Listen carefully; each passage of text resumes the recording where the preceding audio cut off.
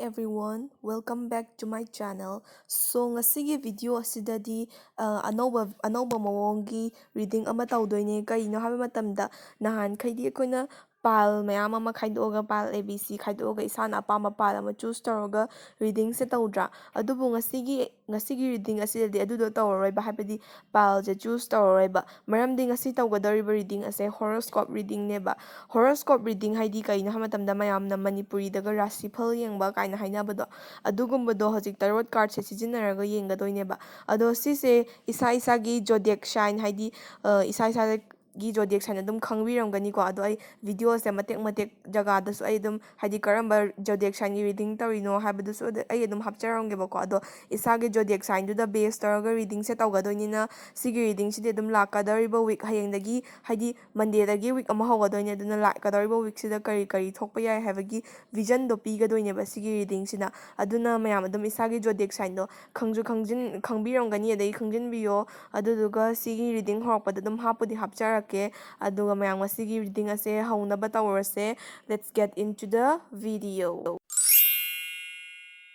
Ahamba reading asina Aquarius sariba zodiac sign tugi lakliba week asida kai tholakpa yai habado haigadoinebako ado akhoi hazik card se shuffle tawba horase shuffle tawraga randomly card ama pick tawraniba pick tawriba card sigi matungina Aquarius singi lakliba week asida kai tholakpa yai haba matamda ayat apan challenges kumba kharadi tholakadoriba lakliba week sida haidi isana tawjariba thabaktani khangde adagi ama hekta hotnariba pat changiba patani khangde family side tagi support khara watlakpa natragana mina yangjilakpa haidi mina ngangnaba khoppa sigumba hai migondagi kahani influence and challenges kharadi lakadaba laiba adubu si lakadaba lai haibagi vision se habet phangabadina ko isana kai hotnaba ya matamda sigi stage se yongnaba isana hotnajarabane aduna hojik people gi opinion se kaidawai matter tawdoino mina khaning khanjajano aina isada doubt tawbam thokte isada judge tawbam thokte haina lepchagadamne ba isagi damta haidi nang gidamakta mina laaga lepidoina teba nasana nasagi damakta lepchagadamne nasana nasagi decision do lawjagadamne baduna isagi phagani haina isana lepchaba decision do adum haidi firm oina stand tawraga laibiyoba adumaina haidi lakadoriba challenges mayam do face tawba ngamgani ba ko ado Aquarius ki oina di reading se swaida loijare. Thank you for watching.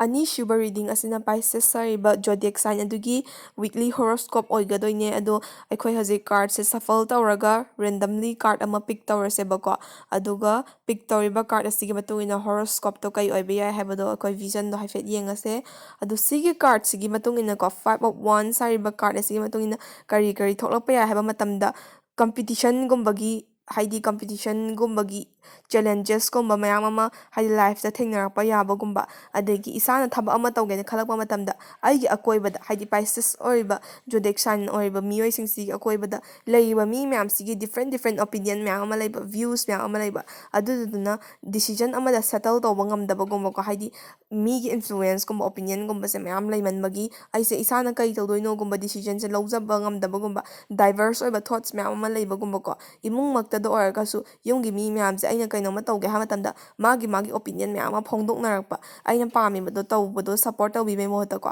amain tawba struggles and challenges kara amadi thengnarapa yai ado sis avoid tawraga cheningbagumba haibasu phawrpa yai ba haidi conflict sida involve tawningdabagumba ko escape tawraga ignore tawraga laithoa loire kaina khanba adumain khanba thoughts mayam phawrpa yai sigi week sida. So thank you for watching. Mathanggi reading asina Aries sariba zodiac sign adugi lakliba week asida kari thoklakpa yai habadugi horoscopic vision nama pidoinebako ado akhoi hazik card se shuffle tawraga thoklaiba card sina kai haige habado yenglase lakliba week asida kai thoklakpa yai habado ado ace of swords sariba card ase tholaebako sigi card sigi matungina kai haige haba matamda Aries kangu se few days back or a month back mind da yamtina chaos oiba haidi tawam laphom khangdaba aina tawribase kaino ai kaidawdoino khotna khanbam khangdaba adum matamgumba manga khotlaga leirambako sigumba khara thengnarampa yaiba ado hojiki like lakliba week sidadine bullshit mayam je haidi pura cut tawraga aigi path to clear oiba haitare ai sije tawdaba yade haidi mi loinamak sumaina mai magi mathau amam loin tawnari aisu sigi line sida samna haibda ai larik padaba yade natragana ai sigi thabak sima howdaba yade kaina clear cut mind ama vision ama phangbado adugumba phangba yaba chance ama piriba lakliba week sida haidi hangat handa mind sida khalamba wakhal mayam decision lawba ngamamda wakhal mayam do adu mayam dudagi decision ama lawba ngamakpa haitare ko adu mind tawba ama piriye sigi week sida. So everyone, thank you for watching. Nathanggi reading asina Taurus sariba zodiac sign adugi lakliba week sida kai tholakpa yai habagi horoscopic vision du pigadoinebako ado aikoi hoji card se randomly shuffle taraga card se pick tawre ado pick toiba card se two of pentacles ko sigi card sigi matungina Taurus singi handaki week asida kai tholakpa yai matamda day to day life se yam thina chinba haitare thabak ama natragana ama adagi yam busy oibako adai haidi matamga leijadabado kai thoknaba free oinaba matamga leijadabado adugumba upcoming week ama piye adubu haidi yam thina chille haiduna isagi tawdaba yadraba thabakkumba ko haidi aruba thabakkumba laagadi delay tawdabida adumba thabakto prioritization piraga adu hana pangthokpiyo na haibako sigi week sida aduduga life sida family relationship adagi work life natragana study life sigumba se fazana balance toraga chatpiyo ba haidi amatangda prioritization pibidaba balance toraga chatpiyo ngambasu piriye aduga balance toraga haidi thabak phanam chintars family gi damakta relationship gi damta matam kaithokpibako sigumba se khara darkar oyeba aduga haidi ngamsu ngamgani sigumba khara piriye lakliba week asida ado Taurus singi damakta swaida loijare. Thank you for watching.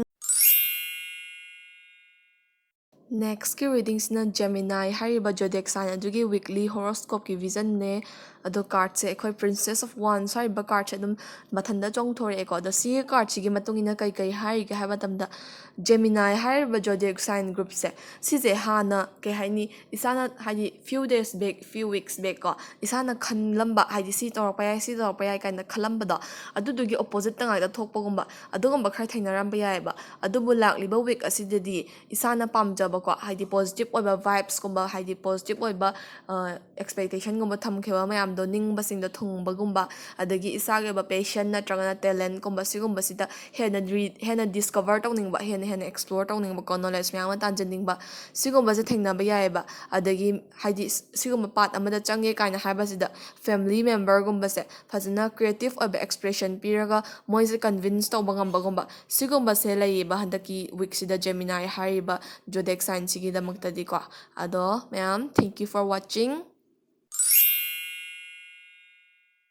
Next ki reading asina Cancer hariba zodiac sign adugi lakadoriba week asida kai tholakpa yai habadugi horoscopic vision neba ko ado haikoi Princess of Cups hariba card ase tholeba ko sigi card sigi matungina hai kari oirakpa yai matamda cups haibaje emotion ga yam mari leinaba card neba aduna emotional instability gumba ko adagi low tide haidi mood swing gumba tawba adugumba khara thainarapa yai aduga amu immature oiba decision laraga relationship ni khangde friendship ni khangde sigumba da problem gumba misunderstanding gumba form tawba sigumba sisu tholakpa yaiba lakliba week asida aduna sigi card sigi matung ina kai haige makata na haiba matamda wa ngangba matamda ne haidi phajallaga phumjallaga thamganaba mina nungaitaba ma tawrakpa matamda fazana express tawthoba phummaga thamaga di bottle up tawraga di hen akaiba lakani bako aduna isada family ga bora ma hekta nungainadaba gumba anything lakpa matamda ne isada bottle up tawraga suktham thamganon aduna nasagi mood destroy tawba adugumba su oina thokani aduna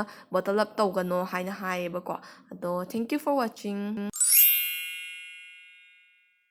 So next ki reading asina Leo hariba zodiac sign adugi horoscopic view lakliba week asida kai tholakpa yai haibadu nebako ado aikoi hoji card se ngasigi reading asigi ahanba reverse card ne the moon hariba card sigi reverse la ebako ado sigi card sigi matung ina kai hariga hamatamda Leo singi damakta lakliba week asida isagi mind da khanjaba mayam se ko kai hani pura aina khali sibu chumira lalera kaina khanbam khangdaba adagi isagi ambitions oiro adagi aina khaliba thoughts se sise chumamdora lalamdora kaina self doubt and self judgment gumba khara leijabako ado sigi card sigi matung ina makhata na kai hariga hamatamda the moon hariba card se isagi subconscious mind jam thajau haiba card neba ko haibadi isana wakhal da khalakpa natragana isagi like subconscious oiba mind da wakhal ama phatlauna lakpa natragana thamoi nungdagi khalakpa wahai wakhal gumba haitare ko sigumba wakhal sida decision ama lawbiyo ba haidi sigumba da khalakpa wakhal da lawriba decision do aduda stick tawraga firm oina lepiyo ba thaba ama taw matamda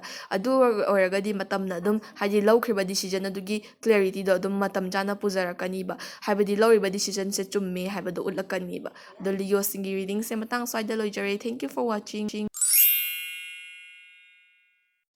Hello, so mathanggi reading asina Virgo hariba zodiac sign adugi lakadoriba week asida kai tholakpa yai haibagi horoscopic vision ama pigadoineba ko ado aikoi hazik shuffle taraga card ase pick tawnaba tawrase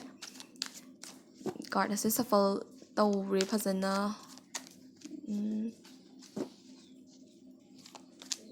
kitang kui ko card pick tawbase haidi shuffle tawbada mathanda randomly to sumaina chongthorakpa card tuna yenge tawba aina ado si 3 of pentacles sariba card ase chongthore ado sigi card sigi matungina Virgo singi damakta lakliba week ase yamna afaba week ama oigani ba haidi 3 of pentacles ina haise kaino ha matamda collaboration gumba synergy gumba haibadi hana ko thabak ama tawgi khanbada decision gumba lawba ngamamdaba adugumba mayamse family gi support friend gi support ki matung inna ko haidi moi gi matenga loinana decision je lawba ngamakpa aise si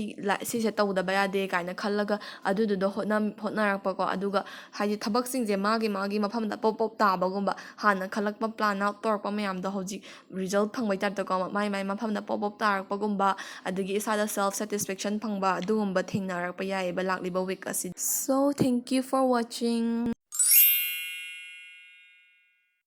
next ki reading asina Libra hariba zodiac sign adugi lakliba week asida kai tholakpa yai habadugi horoscopic vision nebako ado aikoi hoji Queen of Cups hariba card ase tholaeba card asigi matungina Libra sing lakliba week sida kai tholakpa yai matamda hana ko kahani overly emotional oramba gumba adagi thaba ama tawge khanam tamda yumna ni khangde atopa mina ni khangde restriction gumba thambiramba sigumba mayamdagi tholakpa ngambagi chances to piriba lakliba week sida haidi imsaje emotionally stable oirakpagumba healthy boundaries create tawba ngamba ko haidi afaba mi myamga loina bang phangba adagi healthy oiba discussions myam tawba emotion jam emotional side jam thina stable oiraga peace and quiet sumbaje maintain tawba adagi attain tawba ngamba sigumbaje piriba lakliba week asida haidi isagi emotion amadi isagi peace of mind je phajana leigadoriba lakliba week sida ko aduga daydream gumba yam tawba haidi adum oiroidaba wakhalbu oiro adum nungaiba mondrang gumba sanara leiba haitare ko adumba mayam tholakpa yai ado Libra sing mayam si loijare thank you for watching next ki reading asina Scorpio hariba zodiac sign adugi lakliba week asida kai tholakpa yai habadu yengadoineba ko ado aikoi hoji card se pick tawrase Okay, 3 of Swords hariba card ase tholaeba ko card asigi matungina mayam sidom yengbiyo love sign natragana heart asida thang ahumna thingjinbagi type tawbaneba ko adu sigi card sigi matungina Scorpio sigi damakta week asida kai pirige haiba matamda rejection gumba heartbreak gumba haidi relationship natragana friendship or family relationship ama haita obi ko singombada khana chainaba nungainadaba gumba thokpa aduna thamoida heart tawba feelings phawba ko haidi imung manunga khatnaba bu oiro natragana personal oiba relationship ta nungainadaba misunderstanding gumba leibadagi ka haina nungaitaba fivam gumba thengnaba ko sigumba khara thoklakpa yaiba week asida adu natragana yam thajaba marup amna maningda nangi maningda backbite natragana backstep tawrambagumba adugumba su thengnaba oirakpa yai do thamoida yam thina kai hani nungaitaba phawba aduma feelings kharadi leireba lakadorba week sida aduna prepare tawraga leibiroko Scorpio mayam ado ngasigainadi thank you for watching Next ki reading asina Saggitarius hariba zodiac sign adugi lakliba week asida kai tholakpa yai haibagi horoscopic vision do oidoineba ko ado aikoi haji card se pick tawraga week asida kai lakpa yai haibado yengase card ase randomly adum ai pick tawjaraage ko ado 10 of Pentacles hariba card ase pick tawreba sigi card sigi matungina Sagittarius mayamgi week asida kai pirige ha matamda wealth and legacy haidi paisa nungsa gumba se phangba natragana hanadagi ngarakpa paisa gumba minaga paisa pukhraga singaktaba leidaina adugumba se phangba gumba natragana thajadaba mafamdagi paisa nungsa phangba adagi imung manungda thaba ama tawge haba matamda communal support ꯄꯤꯕꯤꯕꯗꯣ ꯍꯥꯏꯗꯤ ꯑꯩ ꯁꯤ ꯊꯕꯛꯁꯤꯃ ꯄꯥꯡꯊꯣꯛꯆꯒꯦ ꯑꯩ ꯁꯤ ꯊꯕꯛꯁꯤꯃ ꯇꯧꯒꯦ ꯍꯥꯏꯕ ꯃꯇꯝꯗ ꯐꯦꯃꯤꯂꯤꯅ ꯐꯖꯅ support ꯇꯧꯕꯤꯕ ꯑꯗꯒꯤ ꯑꯦꯟꯀꯔꯦꯖꯃꯦꯟꯒꯨꯝꯕ ꯄꯤꯕꯤꯕꯀꯣ ꯑꯗꯨꯒ ꯄꯩꯁꯥ ꯅꯨꯡꯁꯥꯒꯤ ꯃꯔꯝꯗꯁꯨ ꯑꯗꯨꯝ ꯁꯞꯄꯣꯔꯠ ꯇꯧꯕꯤꯕ ꯁꯤꯒꯨꯝꯕꯁꯦ ꯑꯗꯨꯝ ꯍꯥꯏꯗꯤ ꯂꯩꯌꯦ ꯑꯗꯨꯒ ꯏꯁꯥꯗ ꯈꯨꯠꯇ ꯄꯥꯏꯕ ꯄꯩꯁꯥꯒꯨꯝꯕꯁꯦ ꯑꯗꯨꯝ ꯇꯨꯡꯕ ꯉꯝꯖꯕ ꯍꯥꯏꯇꯥꯔꯦꯀꯣ ꯁꯤꯒꯤ ꯋꯤꯛꯁꯤꯗ ꯑꯗꯨꯒ ꯍꯦꯟꯅ ꯆꯥꯎꯈꯠꯄꯒꯨꯝꯕ ꯉꯝꯕ ꯁꯤꯒꯨꯝꯕꯁꯦ ꯄꯤꯔꯤꯌꯦ ꯁꯦꯖꯤꯇꯦꯔꯤꯌꯁꯁꯤꯡꯒꯤꯗꯃꯛꯇ ꯁꯤꯒꯤ ꯋꯤꯛꯁꯤꯗꯗꯤ ꯑꯗꯣ ꯃꯇꯥꯡ ꯁ꯭ꯋꯥꯏꯗ ꯂꯣꯏꯖꯔꯦ thank you for watching last but not the least ꯇꯧꯖꯒꯗꯧꯔꯤꯕ ꯔꯤꯗꯤꯡ ꯑꯁꯤꯅ ꯀꯦꯄ꯭ꯔꯤꯀꯣꯟ ꯍꯥꯏꯔꯤꯕ ꯖꯣꯗꯦꯛ ꯁꯥꯏꯟ ꯑꯗꯨꯒꯤ ꯂꯥꯛꯂꯤꯕ ꯋꯤꯛ ꯑꯁꯤꯗ ꯀꯩ ꯊꯣꯛꯂꯛꯄ ꯌꯥꯏ ꯍꯥꯏꯕꯗꯨꯒꯤ ꯕ꯭रीꯐ ꯍꯣꯔꯣꯁꯀꯣꯄꯤꯛ ꯚꯤꯖꯟ ꯑꯃ ꯄꯤꯖꯒꯗꯣꯏꯅꯦꯕꯀꯣ ꯑꯗꯣ ꯑꯩꯈꯣꯏ ꯍꯧꯖꯤꯛ ꯀꯥꯔꯠꯁꯦ ꯁꯐꯜ ꯇꯧꯔꯒ ꯔꯦꯟꯗꯝꯂꯤ ꯀꯥꯔꯠ ꯑꯃ ꯄꯤꯛ ꯇꯧꯔꯁꯦ ꯑꯗꯨꯒ ꯀꯦꯄ꯭ꯔꯤꯀꯣꯟꯁꯤꯡꯒꯤꯗꯃꯛꯇ ꯀꯩ ꯄꯤꯔꯤ ꯍꯥꯏꯕꯗꯨ ꯌꯦꯡꯉꯁꯦꯕ ꯑꯗꯣ 9 of Cups ꯍꯥꯏꯔꯤꯕ ꯀꯥꯔꯠꯁꯦ ꯄꯤꯛ ꯇꯧꯔꯦꯕꯀꯣ ꯁꯤꯁꯦ ꯌꯥꯝ ꯊꯤꯅ ꯑꯐꯕ ꯀꯥꯔꯠꯅꯦ ꯁꯤꯒꯤ ꯀꯥꯔꯠꯁꯤꯒꯤ ꯃꯇꯨꯡ ꯏꯟꯅ ꯀꯩ ꯍꯥꯏꯔꯤꯒꯦ ꯍꯥꯏꯕ ꯃꯇꯝꯗ ꯏꯁꯥꯅ ꯑꯄꯥꯝꯕ ꯍꯥꯏꯗꯤ ꯍꯥꯟꯅꯗꯒꯤ ꯍꯣꯠꯅꯔꯛꯄꯒꯨꯝꯕ ꯊꯕꯛ ꯍꯥꯏꯇꯥꯔꯦꯀꯣ ꯒꯣꯜꯁ ꯅꯠꯇ꯭ꯔꯒꯅ ꯋꯤꯁ ꯑꯃ ꯇꯧꯈꯤꯕ ꯁꯤꯒꯨꯝꯕꯒꯤꯗꯃꯛꯇ ꯍꯣꯠꯅꯈꯤꯕꯗꯨꯒꯤ ꯃꯍꯩ ꯆꯥꯕ ꯐꯪꯕ ꯋꯤꯛ ꯑꯃ ꯑꯣꯏꯅꯤꯕ ꯍꯥꯏꯗꯤ ꯋꯤꯁ ꯇꯧꯈꯤꯕꯗꯣ ꯑꯗꯨꯗꯣ ꯋꯤꯁ ꯀꯝ ꯇ꯭ꯔꯨꯒꯨꯝꯕ ꯑꯣꯏꯕꯀꯣ ꯑꯗꯨꯒ ꯏꯁꯥꯅ ꯄꯥꯝꯖꯕꯗꯣ ꯐꯨꯜꯐꯤꯜ ꯇꯧꯕꯒꯨꯝꯕ ꯍꯥꯏꯇꯥꯔꯦ ꯍꯣꯠꯅꯖꯈꯤꯕꯗꯨꯒꯤ ꯃꯍꯩ ꯐꯪꯖꯕ ꯑꯗꯨꯒꯨꯝꯕꯗꯣ ꯂꯩꯌꯦ ꯑꯗꯒꯤ ꯂꯥꯏꯐꯁꯤꯗ ꯄ꯭ꯂꯦꯖꯔꯦꯕꯜ ꯑꯣꯏꯕ ꯃꯣꯃꯦꯟ ꯑꯃ ꯑꯣꯏꯕ ꯑꯗꯒꯤ ꯐꯦꯃꯤꯂꯤ ꯔꯤꯂꯦꯁꯟꯁꯤꯞ ꯑꯗꯨꯒ ꯋꯔꯛ ꯂꯥꯏꯐ ꯐꯥꯏꯅꯥꯟꯁꯤꯌꯦꯜ ꯂꯣꯏꯅꯃꯛꯁꯦ ꯕꯦꯂꯦꯟꯁ ꯇꯧꯔꯒ ꯆꯠꯄ ꯉꯝꯕ ꯄꯤꯔꯤꯌꯠ ꯑꯣꯐ ꯇꯥꯏꯝ ꯑꯃ ꯑꯣꯏꯒꯅꯤꯕ ꯂꯥꯛꯂꯤꯕ ꯋꯤꯛ ꯑꯁꯦ ꯑꯗꯨꯕꯨ ꯏꯝꯄꯦꯁꯟ ꯑꯣꯏꯕ ꯑꯗꯨꯒ ꯑꯟꯔꯤꯌꯦꯂꯤꯁꯇꯤꯛ ꯑꯦꯛꯁꯄꯦꯛꯇꯦꯁꯟꯁ ꯊꯝꯕꯤꯕ ꯁꯤꯒꯨꯝꯕꯗꯤ ꯊꯥꯗꯣꯛꯄꯤꯌꯣ ꯍꯥꯏꯗꯤ ꯑꯣꯏꯒꯗꯕ ꯑꯦꯛꯁꯄꯦꯛꯇꯦꯁꯟ ꯊꯝꯕꯤꯌꯣ ꯑꯗꯨꯒ ꯏꯝꯄꯦꯁꯟ ꯑꯣꯏꯗꯕꯤꯗ ꯐꯖꯅ ꯄꯦꯁꯦꯟꯁ ꯂꯩꯅ ꯍꯣꯠꯅꯕꯤꯌꯣꯕ ꯊꯦꯡꯛ ꯌꯨ ꯐꯣꯔ ꯋꯥꯆꯤꯡ ꯁꯣ ꯃꯌꯥꯝ ꯔꯤꯗꯤꯡ ꯑꯁꯤ ꯉꯁꯤꯒꯤ ꯑꯣꯏꯅꯗꯤ ꯃꯇꯥꯡ ꯁ꯭ꯋꯥꯏꯗ ꯂꯣꯏꯁꯤꯟꯖꯔꯒꯦ ꯑꯗꯨꯗꯨꯒ ꯁꯤꯒꯤ ꯍꯣꯔꯣꯁꯀꯣꯄꯤꯛ ꯔꯤꯗꯤꯡꯁꯦ ꯑꯩ ꯉꯝꯃꯒꯗꯤ ꯋꯤꯛ ꯈꯨꯗꯤꯡꯒꯤ ꯍꯥꯞꯅꯕ ꯍꯣꯠꯅꯖꯔꯛꯀꯦꯕꯀꯣ ꯑꯗꯨꯒ ꯃꯊꯪꯗꯅ ꯍꯥꯏꯗꯤ 2-3 ꯗꯦꯖꯀꯤ ꯃꯇꯨꯡꯗ ꯑꯩ ꯁꯣꯜꯃꯦꯠ ꯔꯤꯗꯤꯡꯒꯨꯝꯕ ꯇꯧꯅꯕ ꯇꯧꯖꯔꯛꯀꯦ ꯍꯦꯟꯅꯁꯨ ꯃꯌꯥꯝꯗ ꯏꯟꯇꯔꯦꯁꯇꯤꯡ ꯑꯣꯏꯅꯕꯀꯣ ꯑꯗꯣ ꯃꯌꯥꯝ ꯆꯦꯅꯦꯜ ꯑꯁꯤꯕꯨ ꯂꯥꯏꯛ ꯁꯕꯁꯀ꯭ꯔꯥꯏꯞ ꯑꯃꯗꯤ ꯁꯤꯌꯔ ꯇꯧꯕꯤꯌꯣ ꯑꯗꯨꯗꯨꯒ ꯑꯩ ꯆꯦꯅꯦꯜꯁꯦ ꯒ꯭ꯔꯣ ꯇꯧꯕꯗ ꯑꯗꯨꯝ ꯃꯌꯥꯝꯅ ꯑꯉꯝꯕ ꯃꯇꯦꯡ ꯄꯥꯡꯕꯤꯌꯣ ꯑꯩꯁꯨ ꯃꯌꯥꯝꯅ ꯑꯄꯥꯝꯕ ꯀꯟꯇꯦꯟꯠꯀꯨꯝꯕꯗꯣ ꯁꯦꯝꯅꯕ ꯍꯣꯠꯅꯖꯔꯛꯀꯦ ꯑꯗꯨꯒ ꯃꯌꯥꯝ ꯑꯩꯕꯨ ꯁꯞꯄꯣꯔꯠ ꯇꯧꯕꯤꯔꯤꯕꯁꯤꯡꯁꯨ ꯃꯈꯥ ꯇꯥꯅ ꯑꯗꯨꯝ ꯇꯧꯕꯤꯅꯕ ꯍꯥꯏꯖꯔꯤ ꯑꯗꯨꯒ ꯉꯁꯤꯒꯤ ꯑꯣꯏꯅꯗꯤ ꯚꯤꯗꯤꯑꯣ ꯑꯁꯦ ꯃꯇꯥꯡ ꯁ꯭ꯋꯥꯏꯗ ꯂꯣꯏꯁꯤꯟꯖꯔꯒꯦ ꯅꯦꯛꯁꯇ ꯍꯦꯟꯅ ꯏꯟꯇꯔꯦꯁꯇꯤꯡ ꯑꯣꯏꯕ ꯚꯤꯗꯤꯑꯣ ꯍꯥꯏꯗꯤ ꯁꯦꯝꯕ ꯉꯝꯕ ꯑꯣꯏꯖꯒꯦꯕꯀꯣ ꯑꯗꯣ ꯉꯁꯤꯒꯤ ꯑꯣꯏꯅꯗꯤ ꯃꯌꯥꯝ ꯁ꯭ꯋꯥꯏꯗ ꯂꯣꯏꯁꯤꯟꯖꯔꯦ thank you for watching my video by